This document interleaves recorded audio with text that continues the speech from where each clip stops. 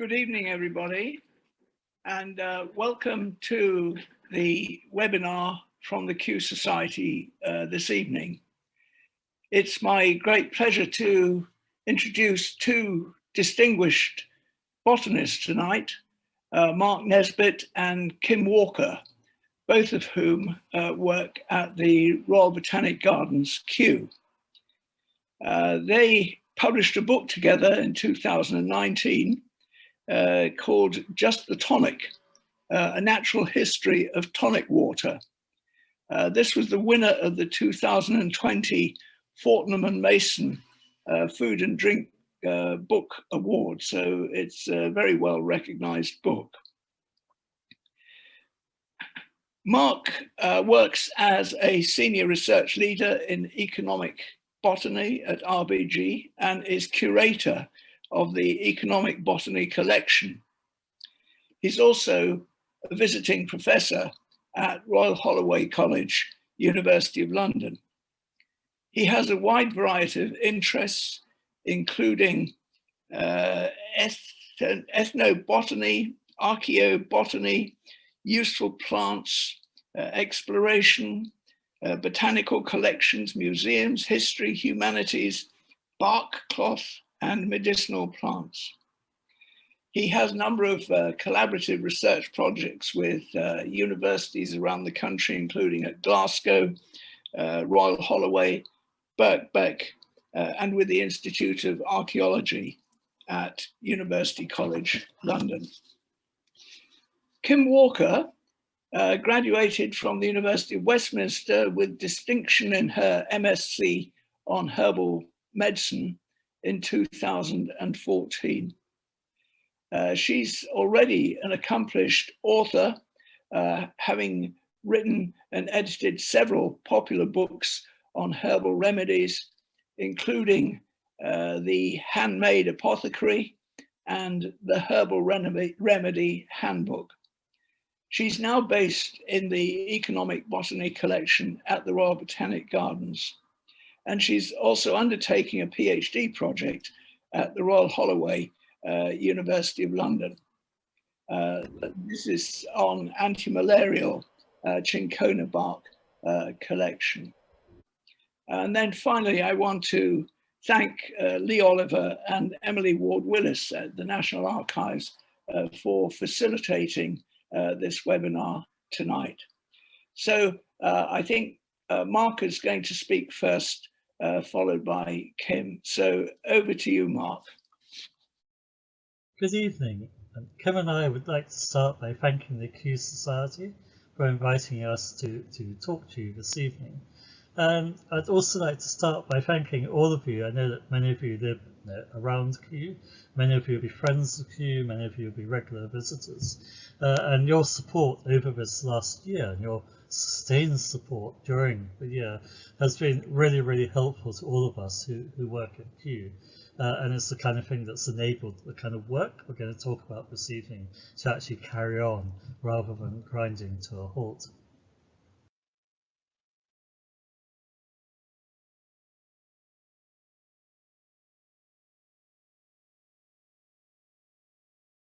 Good evening. Kim and I would like to start by thanking. Good evening.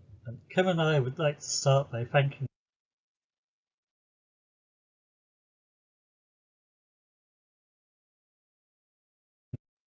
the Kew Society for inviting us to talk to you this evening. I'd also like to start by thanking all of you. I know that many of you live around Kew, many of you will be friends of Kew, many of you will be regular visitors, and your support over this last year and your sustained support during the year has been really, really helpful to all of us who work at Kew. And it's the kind of thing that's enabled the kind of work we're going to talk about this evening to actually carry on rather than grinding to a halt. So this is a book talk. It's about our book, Just the Tonic, A Natural History of Tonic Water. And you might ask, why did we come to write a book on what seems to be perhaps a rather obscure subject? And the initial impetus came from Kew Press, and it was really driven by this extraordinary bonanza of gin books, and there are many, many more than those that we've illustrated here. And many of these books are very good, including the Botany of Gin by our colleagues at Oxford Botanical Garden. And that book and our book do make a very, very nice pairing for that difficult to buy a present for person. So they were keen to fill the gap, and the obvious partner to go lots of books of gin is a book on tonic. We were excited because we looked at the little blurbs on tonic in each of these books, with one or two exceptions, including Camper English's little ebook down here, and Camper English is one of the great gurus of the cocktail world. One or two exceptions, all of these books completely disagree on the origins of tonic water, and especially on the origins of the gin and tonic. There's a variance of 100 years in many different countries where this event is meant to have taken place. And so we thought that there was a challenge here that would be fun to follow up.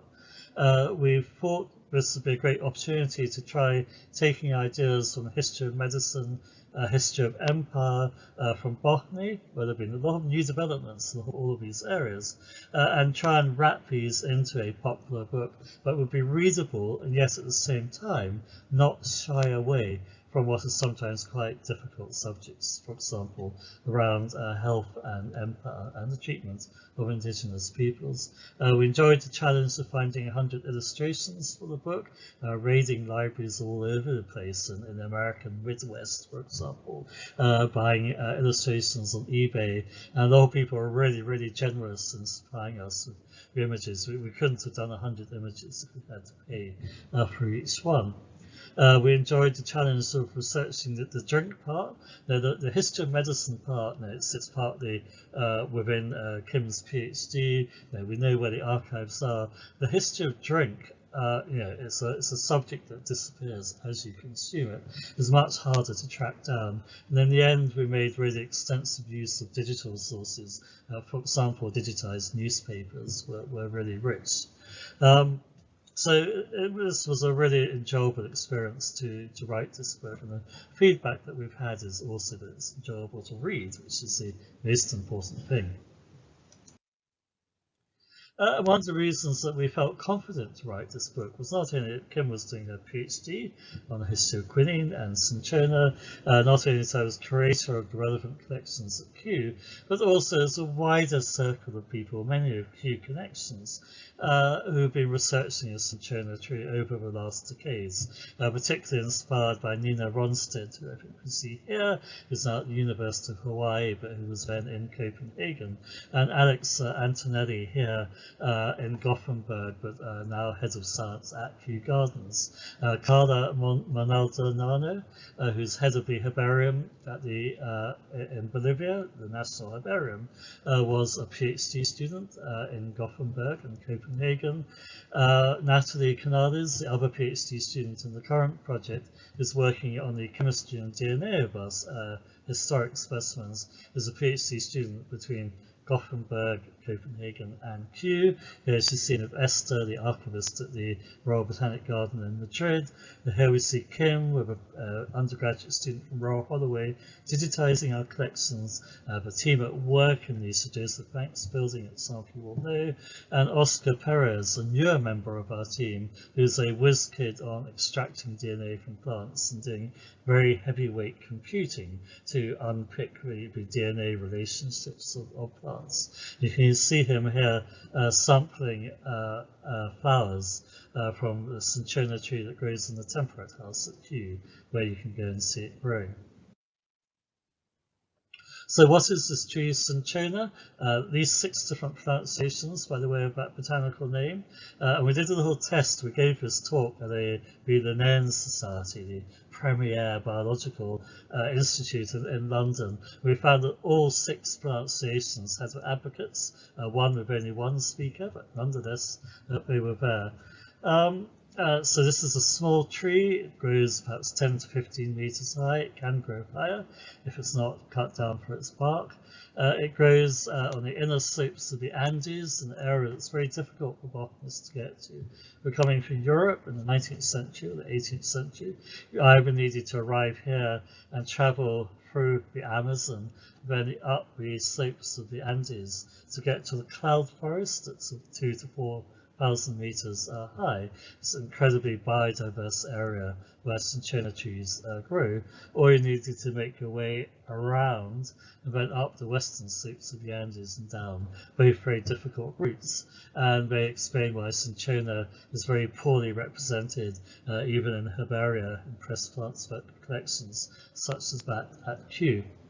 There are around about 25 species. The flowers are rather similar in all of them. They're beautiful flowers and beautifully scented. And if any of you are familiar with Trumpers, the barbers in Mayfair and St James's, I believe are the only barbers left in London who still sell quinine toilet water and scent. And this is of course scented not with a quinine alkaloid, it has no odour, it's scented with these absolutely lovely lilac scented flowers. So what's the magic thing about these cinchona trees? It's that the bark, and you see the powdered bark here, the way in which the bark was traded through until the early 19th century. It contains the quinine molecule, which you can see represented here. And the quinine molecule is really at the heart of two stories. And one is as the only effective treatment for malaria from around about 1630 to the 1940s in many parts of the world, whether through consumption of the powdered bark or once people understood how to extract the quinine in the form of quinine powder and tablets, such as you see here. But of course, also from the 19th century, quinine is the defining ingredient of all tonic waters. It says natural quinine here. It doesn't need to say that.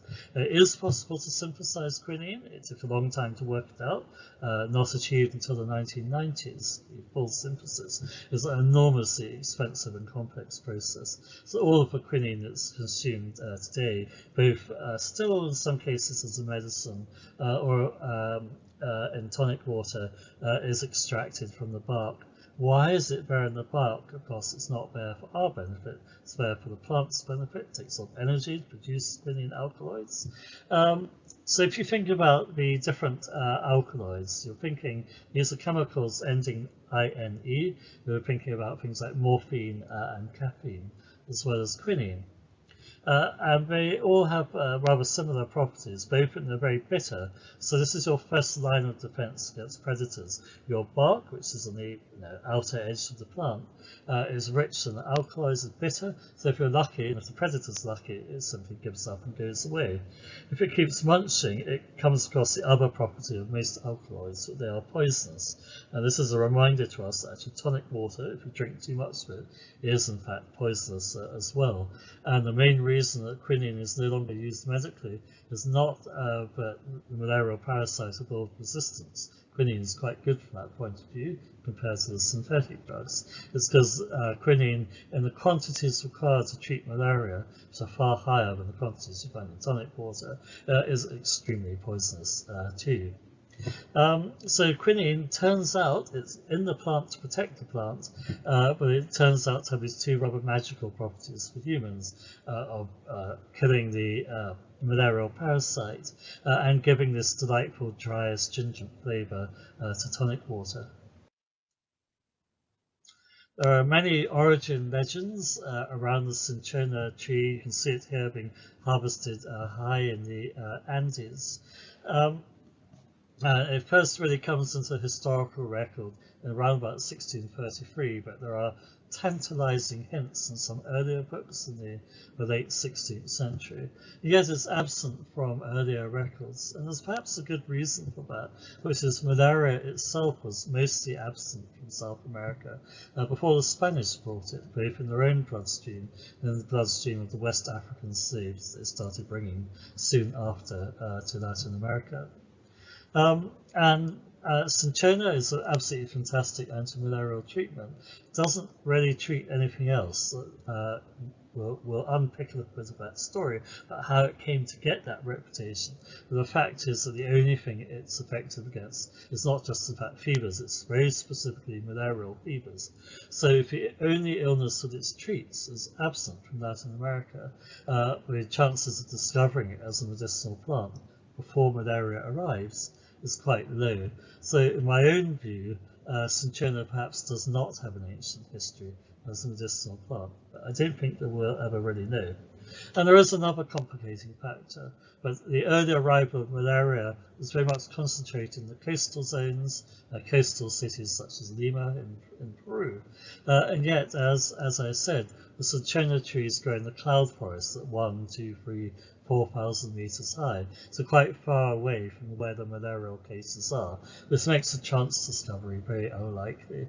And many historians are now pointing towards perhaps the region of Loja in Ecuador. There are a very, very strong healing tradition in the past and today, not too far away from major cities, major exporting cities, and perhaps where indigenous healers having a role, a key role in fact, in bridging the illness and the medicinal plant.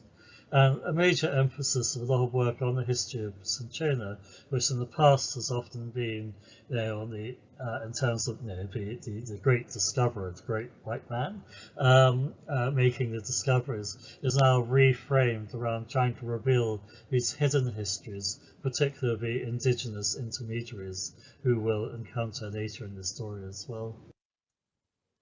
So cinchona bark was pretty rapidly discovered to be effective in treating malaria. It took longer to catch up in Britain because of a suspicion of Catholic remedies, of a remedy coming through the Jesuits and coming through Spain.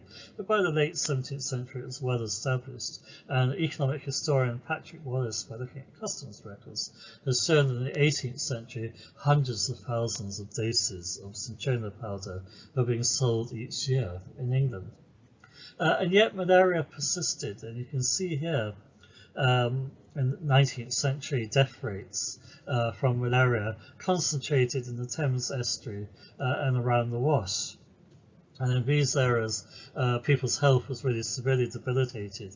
They're full of stagnant pools that malaria-bearing mosquitoes favour, slightly saline, stagnant pools. And they were trapped in a vicious circle. But if they'd earned enough money, they could have bought cinchona bark to treat themselves, but they were too ill from the malaria to earn that money to buy the treatment.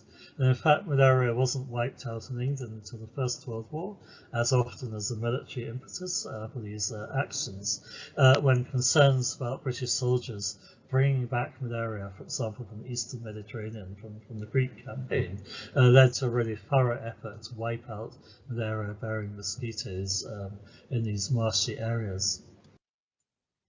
And how was cinchona bark consumed?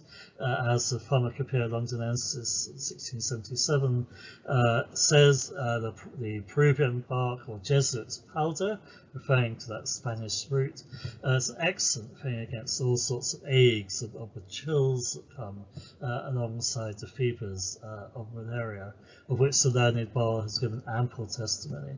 But you can see, interestingly here, the Pharmacopoeia then refers to it being used to cure rickets, and this is one of the things that happens in medical literature, because cinchona is a relatively rare case where it is really easy to observe how effective it is as a medicine. It then gets a reputation as a medicine for everything, going well beyond malaria. A really important step occurred in 1820, and historians of science don't really like using terms like really important steps, yet the development by Pelletier and Cabantou in Paris of the ability both to separate the quinine alkaloids from the bark and to characterize them, to identify them, is really important in the history of quinine, both because it enabled quality control, you weren't just working with random barks anymore, but it also enabled standardized doses, for example, 1 or 2 grains a day, and then you could do medical trials to test the effectiveness of quinine. And this was then followed by the central figure in Kim's PhD thesis, John Elliott Howard of the great pharmaceutical manufacturers of Stratford, City Mills you see here. If you went to the 2012 Olympics, you probably walked within a few feet of the site of those mills that were demolished in the 1930s. And it was Howard as a partner in a very, very successful manufacturing pharmacy that made a great deal of money, in fact, from selling quinine alkaloids. He did really important work in bringing together the botany and the chemistry of cinchona and quinine, and really understanding, for example, which species of cinchona were richest in the quinine alkaloids. And the study materials for Kim's PhD sit in a variety of archives, but perhaps the most important are here at Kew, Howard's own scientific letters, which are in the archives in the library, and then his library of many hundreds of cinchona bark specimens here. And you can see here these distinctive labels. He obviously bought a job lot as a young man, recording the import name of this wild South American cinchona, the local names, the botanical names, and then very importantly and usefully for us, the analyses here of the different alkaloids within the barks. And so we were able to kind of put together the chemistry and the botany and the history all into one story. So we've seen the first step in taking control of quinine, which was the isolation of quinine alkaloids by Pelletier and Caventou in Paris in 1820. The second really important step took place in the 1860s with the transfer of the cinchona trees, the trees that produced the bark made the fundamental raw material, from the Andes to Asia, to British India and to Dutch Java. And there were a number of motivations and a number of technological innovations that made that happen in the 1860s. People had tried before. It's quite difficult moving seeds or plants over long distances. By the 1860s, people had access to technology such as the Wardian case, these little glass houses that enabled the safe movement of plants.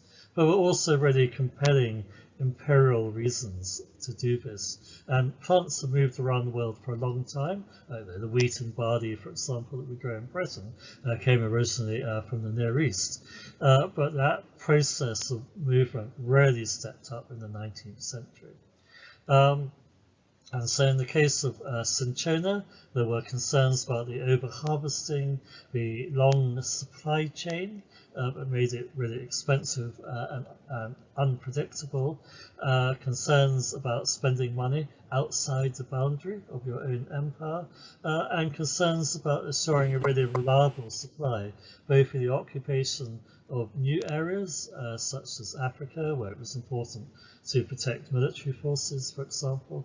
In the case of British India, where it was necessary not only to protect military forces and civilian settlers, but also to maintain the health of the workers and farmers on whom your tax income depended.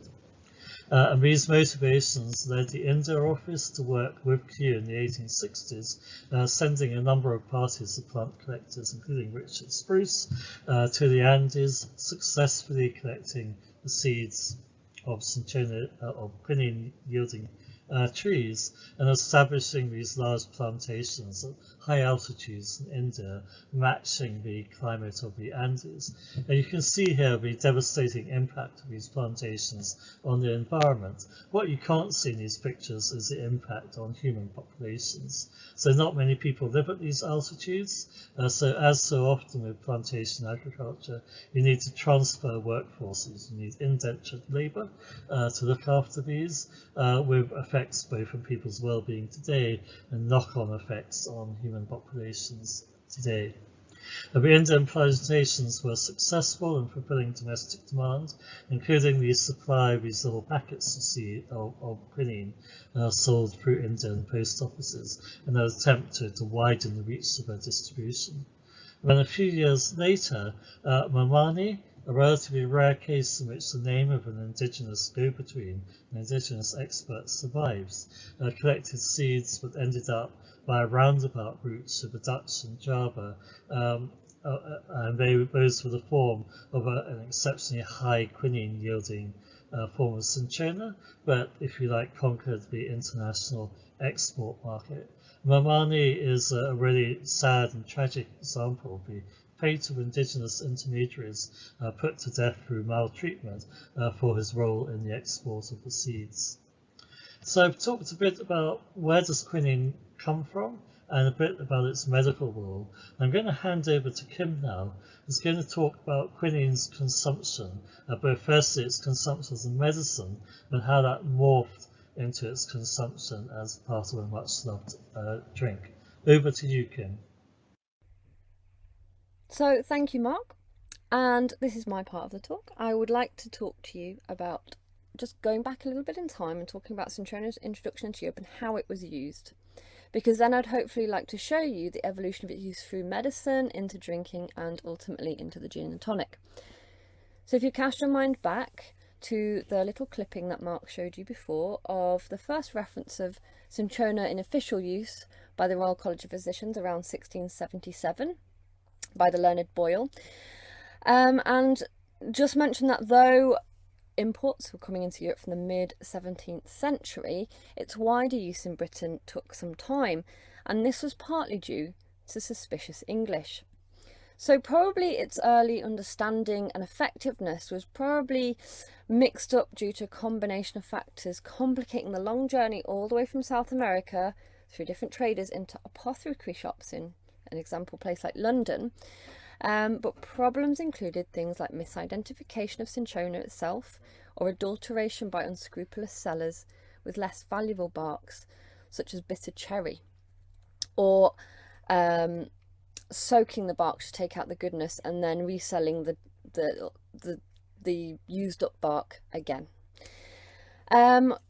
Also will be things like incorrect dosage. It was a very new medicine and its use wasn't fully established. However, one of the interesting stories about its reluctant acceptance into Europe was that as a Catholic drug, because the Jesuits were credited with introducing it to Europe, so being a Catholic drug, it aroused a certain amount of suspicion amongst the English, which was exemplified by Oliver Cromwell, who's pictured here, who refused, quote, the popish powder, unquote, before he subsequently died of malaria in 1658.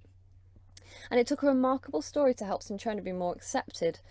It was an untrained quack physician who threw himself into the dark and swampy fens of England who developed its use.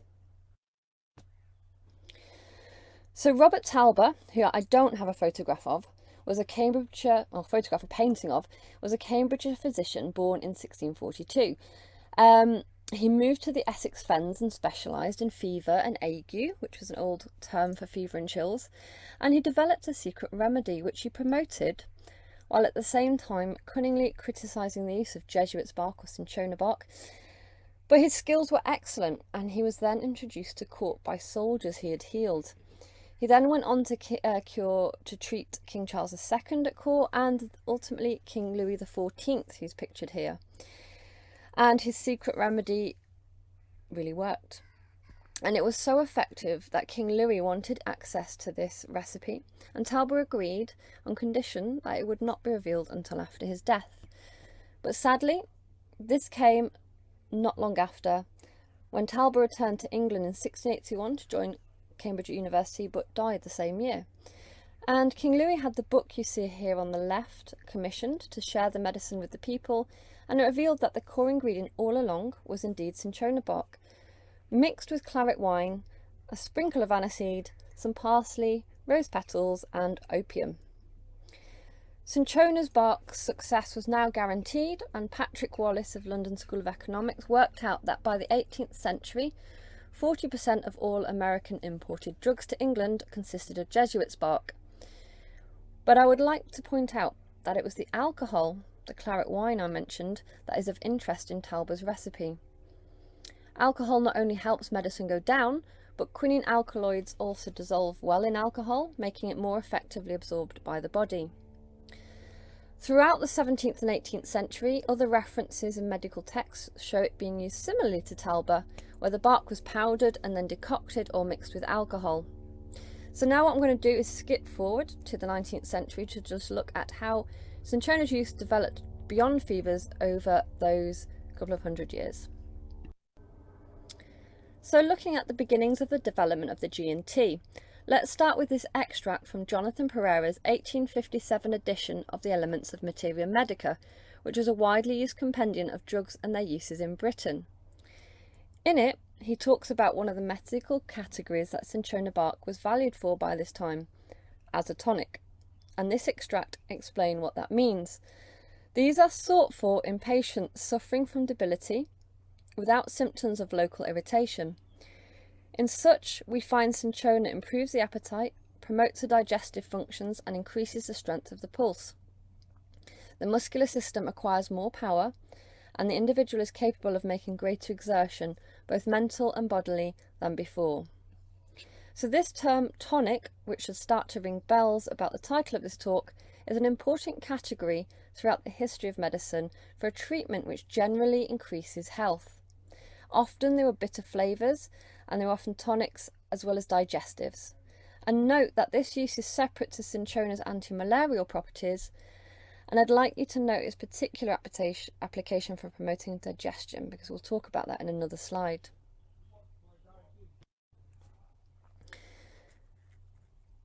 So I mentioned before on the slide about Talbot that when we look at historic uses, cinchona bark was frequently prescribed in alcohol.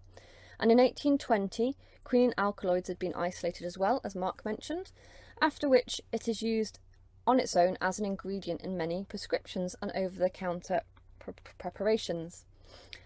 So on the bottom left you can see quinine champagne, or this delightful sounding quinine orange wine on the top left, which is actually orange spirits with quinine added. And then in the centre you can find China Rossi and San Rafael. San Rafael's still available today, and China Rossi was available until fairly recently. But as a category of tonics, these blur the boundary of drinking for health and drinking for pleasure. Sometimes they're preventative nips, but sometimes they're used in a bar setting.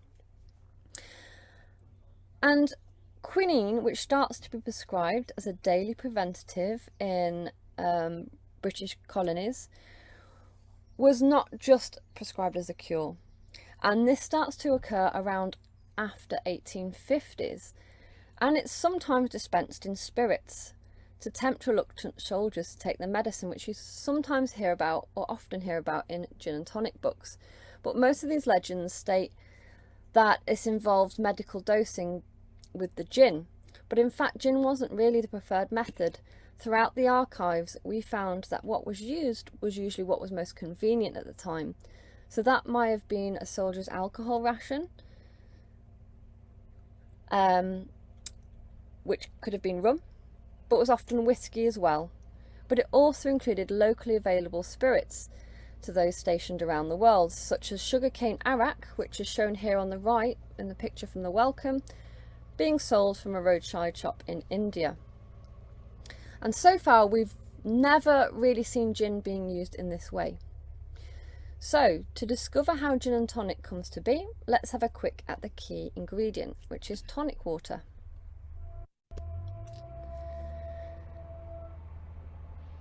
So for the book research, a reference we discovered set the first tonic water date back by 50 years, and this is the advert on the left from the Bristol Mercury in 1835, which is from Hughes and Company, who are making quinine soda water.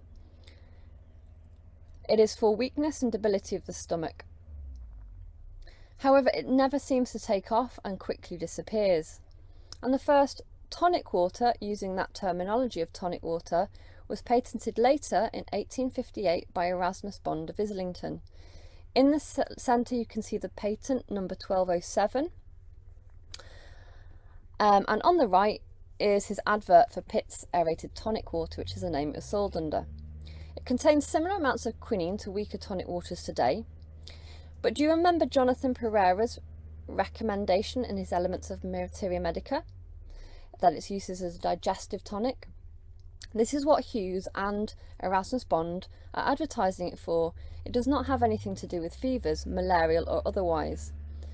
So this origin of the gin and tonic or tonic water arising from malaria treatment isn't really true. And can you also note that these tonic waters are not arising in tropical areas such as India? It's a British invention. But they do not seem to take off in a big way over here. though it does have its moment with the temperance crowd. Instead, as a refreshing thirst quencher, it becomes a big hit in tropical areas such as India, where cooling beverages were promoted to help Europeans acclimatise to the tropical heat. So, the first known reference to gin and tonic is at the top here, and it comes just 10 years after tonic water itself is invented, and about 5 years after it becomes popular in India. It can be found in the Oriental Sporting Magazine of 1868, and the reference is in the context of a sporting party and says, "Our modest fiver went on Polly more for the sake of backing her rider than thinking of what class she was. Loud cries of gin and tonic, brandy and soda, cheroots told us that the party was breaking up for the night, and we wended our way home, only a short distance from the mess, luckily." So it's clear here that the gin and tonic cocktail was made with tonic water paired with gin, not quinine crystals and gin, and it wasn't for daily medication. So no fever or malaria, just high times and sports. And this is often where most gin and tonic references after this date arise, by wealthy, upper class, sports or military inclined protagonists enjoying their peg. And the tonic properties of this cocktail are why you still enjoy a pre-dinner gin and tonic today as a bitter digestive to aid gastric flow, and is influenced by the history I've just talked about. You just didn't realise it. So its association with the high life is how the gin and tonic cocktail is eventually reintroduced back to Britain from India, though the exact date isn't quite clear. We have a reference from the London Sporting Times in the 1880s by a disgruntled retired Indian army officer who complains, "We have our brandies and sodas, as well as other drinks procurable in this delightful country, but we fail to find here the drink most patronised in India, the gin and tonic. Of course the gin is to be had, but where the tonic?" So we can see from these kind of references that by the end of the 1880s it hadn't really returned yet to Britain, but within the next few decades, possibly with these returning retired army officers, it does. And by the 1920s, regular reference to driving accidents, where records usually feature drunk drivers who've had anything from 1 to 4 double gin and tonics, start to be recorded. But we are not really clear whether this is to do with the gin and tonic coming around this period, or this is when the laws started to change about drinking and driving, which is the most likely scenario. And so it just gets recorded more. So somewhere between 1880s and 1920s it does happen. It is then embraced as a key cocktail until the war era, when quinine supplies were requisitioned for military anti-malarial use. And this picture here shows the famous Piccadilly Circus signs during this period, which were only switched back on in 1949. And on the left you can see the background is the Schweppes tonic water fountain. So, showing you that potted history and all the different alcohols and tonic uses of quinine that I showed you, in the book at the end we share a few inspired cocktail recipes based on these historic events, including pairing tonic with whiskey and rum, just like soldiers in India would have done, as well as something like Talbot would have done, which is putting cinchona bark into wine. And believe me, a tonic water and wine, 50-50, very refreshing, I promise you. Or white wine or red wine, both work very well, a bit like a sangria. We also have the classic gin tonic cocktails, as well as some mocktails as well. But what I'm going to do is finish off in the next slide, and then I'll show you one of my favourite tonic cocktail recipes, which I just need to be a bit bigger than this small corner square to show you. But I hope that when you next drink a gin and tonic, you'll remember the rich history behind the drink. We can only lightly touch on parts of the story here, but if you want to know more, please check out the book Just the Tonic, which can be found in the Kew shop. The profits of which go to support, of course, Kew's botanical environmental research and conversation. So let me go and do you a cocktail, and I'll see you in a minute.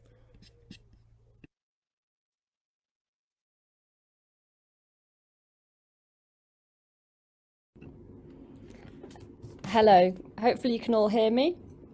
I just realised I said Kew's research and conversation when I should have said Kew's research and conservation.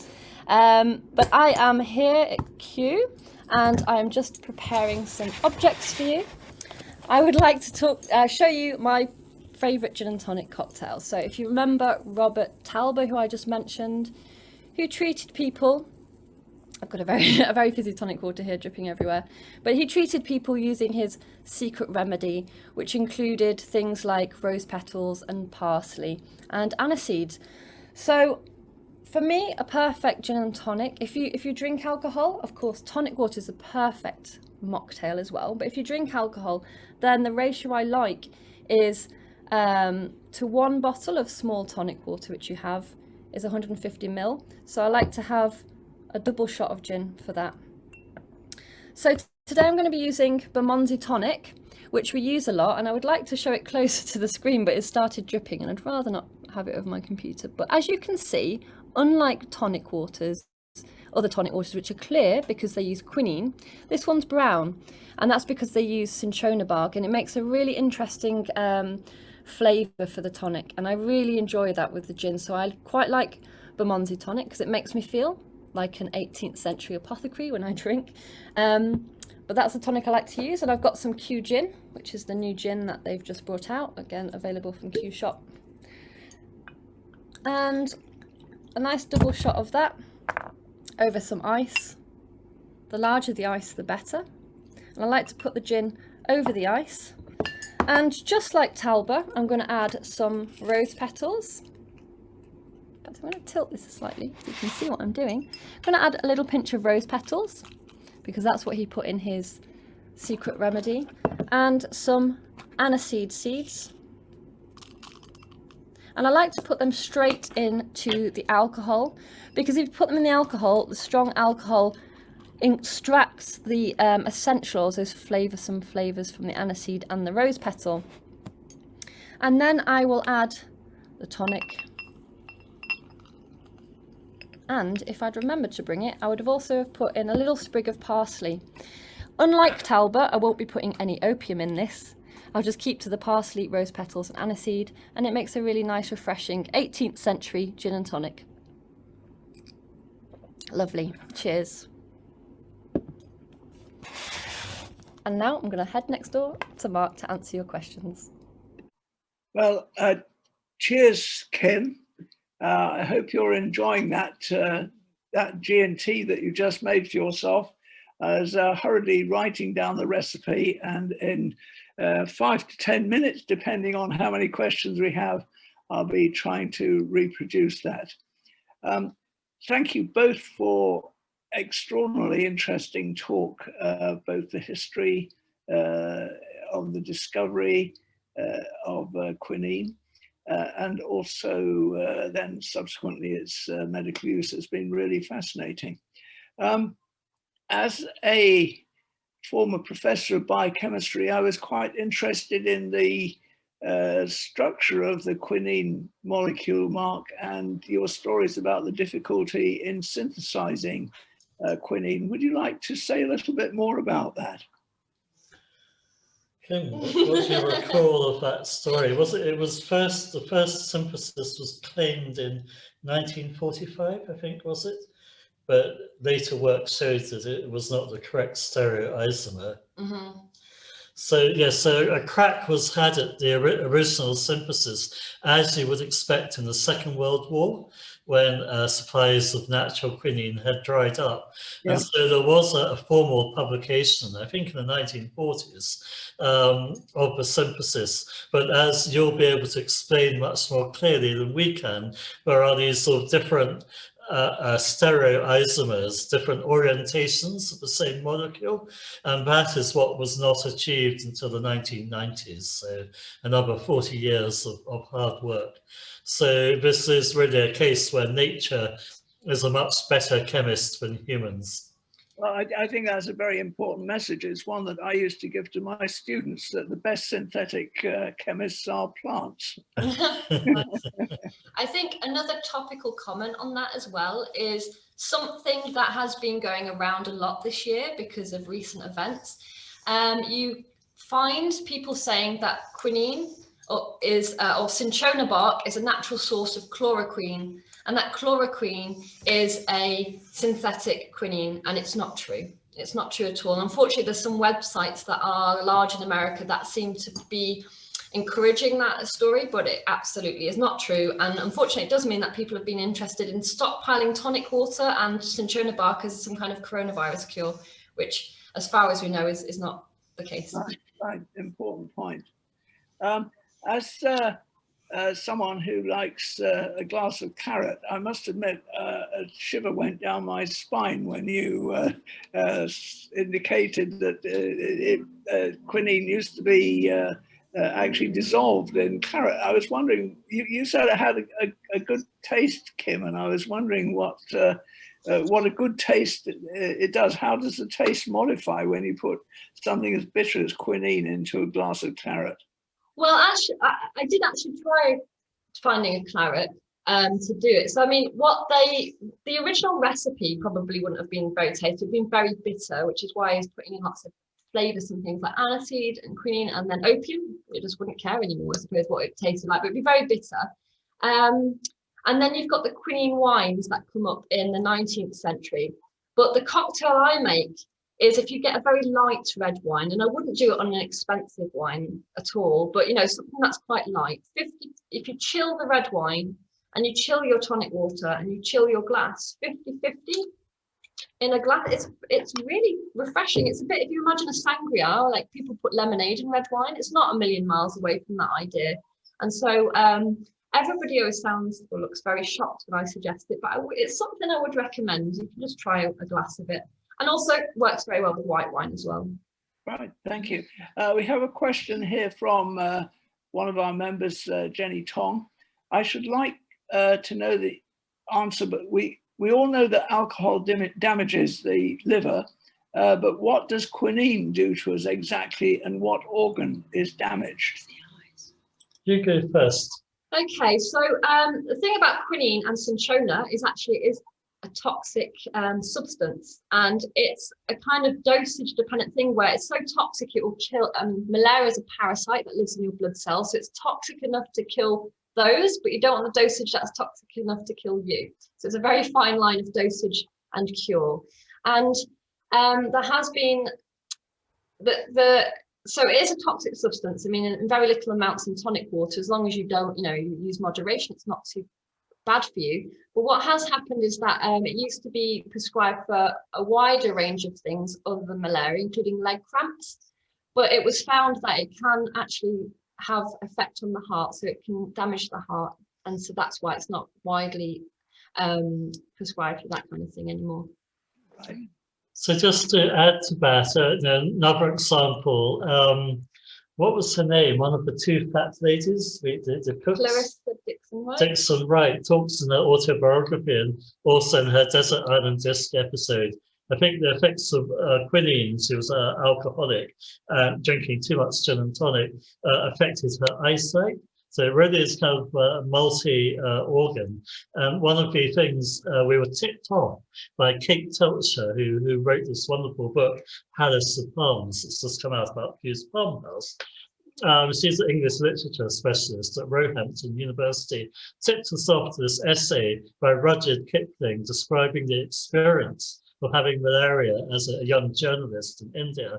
And the first half of the essay that we reproduced in the book is about the effects of the quinine. Only the second half is actually about the effects of the malaria.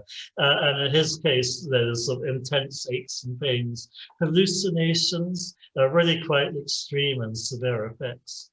So the first kind of thing that happens if you have too much quinine often is tinnitus, ringing in the ears. So if you think you've been drinking too much and you start getting that ringing, then ease off it, and it's got reversible effects, so it shouldn't be too bad. Now I see another question here. This is from Alice. Kim mentioned use of quinine for leg cramps and why it is not used so much now. I use tonic water and it does work. So the dose must be just right. You got a comment on that, Kim? Yeah, it's something that lots of people swear by. I think you've spoken to ballerinas and long distance runners who swear by it. And I think, having something like a tonic water occasionally for leg cramps is fine, but it was the continuous long-term prescription of quinine tablets, which is stronger than tonic water, which could lead to that kind of problem. It's interesting that many people do say that it cures cramps, because I think the official medical story would be that to take a therapeutic dose of quinine to stop cramps, you would actually be taking a highly toxic dose. Would you agree with that? I think it's an interesting story, because if you look at the official medical advice, it is that there's no evidence that it works against leg cramps, but the anecdotal evidence is so frequent and repeated that I'm not sure that can really be true. And when it's clear that the effective dose varies, I mean, we know that individuals have different sensitivities to quinine. There's a very small number of people who are actually allergic, of whom it's a life-threatening event to consume quinine. There are a lot of hyper-tasters, people for whom it's an exceptionally bitter drink. And we ran a tasting trial at the Kew Science Fair a couple of years ago.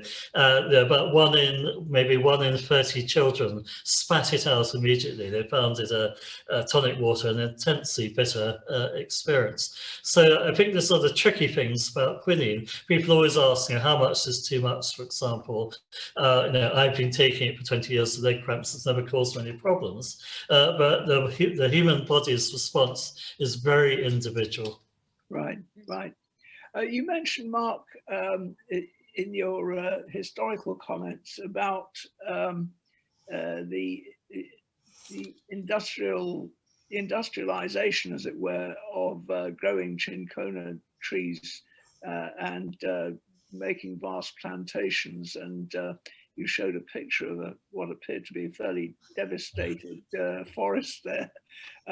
So you inferred it also was accompanied by moving forced labor to work on those sites as well. Would you like to comment on that a bit more? Yeah, I think if you work with plants, in a historic environment about Kew, questions about labour quite rightly often come up, and those questions often focus on slavery, which is perhaps not the biggest part of the Kew story. That the biggest part is indentured labour, because with the switch to plantation agriculture in the 19th century, from being simply a Caribbean phenomenon to being throughout the tropics. This is when indentured labour becomes really large scale. In fact, the end of slavery is one reason for the spread of indentured labour, because as your slave labour becomes no longer available, you have to move in other workforces to do the work. And so that story is pretty well known in Jamaica, for example. It explains the ethnic makeup in many tropical countries. It's well known for tea. Any of you who have ancestors, as I did, working as tea planters in Sri Lanka, will have been running workforces there coming from South India, for example. I think it's less well known that actually all plantation crops have this. There is quite a lot of work by historians and anthropologists, particularly on these high altitude cinchona plantations, that's just starting to reveal these stories. And it's something that we're thinking about in the Kew's Palm House, which has a lot of, so obviously the cinchona tree is in the temperate house, but all the tropical plantation crops are in the palm house.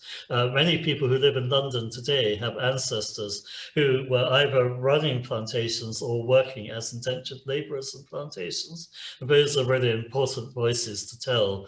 And I mentioned the sort of continuing impact today. That's not only on the environment, but with these population movements, they have led to, if you like, long-term effects on welfare, on levels of wealth, on ethnic tensions, for example. Thank you very much.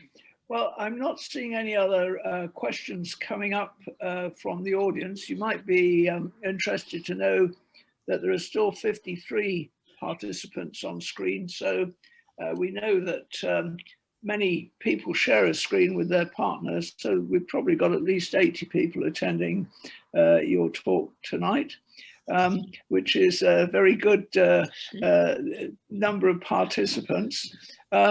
I think that it remains for me now to thank you both very much for giving us these talks tonight. They've been extremely interesting. and we're very pleased to have heard that. I personally am now going to go off and mix myself a gin and tonic, and I shall use the old recipe as nearly as I can reproduce from our kitchen cupboard. Thank you very much, both. It's been a delight to hear you. Thank you. Thank you. Thank you. Bye. Bye-bye. Bye.